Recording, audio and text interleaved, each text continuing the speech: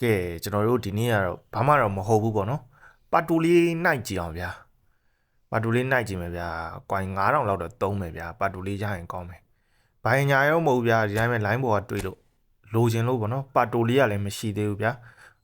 စကေးတစ်ခုလည်းပါတယ်ကစားသမားနောက်ဆုံးကစားသမားပဲလိုချင်တာပေါ့နော်ကျန်တဲ့နှစ်ခုကရှိပြီးသားဆိုတော့900နဲ့ပဲကဲကျွန်တော်တို့ဟာလက်ကလောက်တော့မလာဘူးပေါ့နော်။ကွိုင်ကတော့9000လောက်ပဲစမ်းမယ်ဗျာကျွန်တော်ဒီတိုင်းပဲပတ်တူမရှိသေးလို့ပေါ့နော်။စော့ကြံလာလို့ပတ်တူနဲ့ကျန်တဲ့ကောင်တွေအရင်ရရင်တော့မလွယ်ဘူးဗျ။ဒေဘီယာရိုရရင်မစိုးဘူးဗျ။ဒေဘီယာရိုကရှိပြီးသားကက်က3ကက်လောက်ရှိပြီးသားဆိုရင်ပဲလေဒီကက်က9ဘချဆိုတော့မိုက်မှာပေါ့နော်။ကဲဗျာ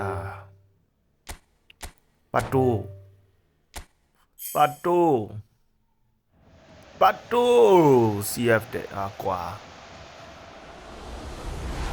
ရောင်းနေတော့လက်မတော်ဘူးမာတီနက်ကြီးနော်စတန်ဒတ်ကမာတီနက်ဖြစ်ပါလေ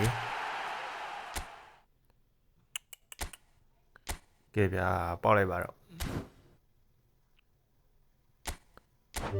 acceleration press လေးနဲ့အေးလာပြီ CF ဘူးလေ AC မီလန်အင်ဂျင်နဲ့ဒါပဲနံပါတ်ခွန်ဆိုရင်တော့မောင်ပါတူပါပဲခင်ဗျာကန်ကောင်းလိုက်တာဗျာ3កောက်ထင်းနေပါ3កောက်ထင်းနေပါဟိုနှစ်ကောင်တည်းကတယောက်ပြီးရင်တော့ကျွန်တော်ရှိပြီးသားတွေပြန်ထက်နေလို့ဗျာတော်တော်များနေဟာလည်းကတော့မပါဘူးပေါ့နော်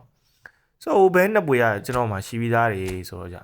ကျွန်တော်နည်းနည်းကန်ကောင်းနေရဗျာဟုတ်လို့ကွိုင်များထည့်တာလို့လည်းမသိဘူးပေါ့နော်ကွိုင်ကအဲ့လို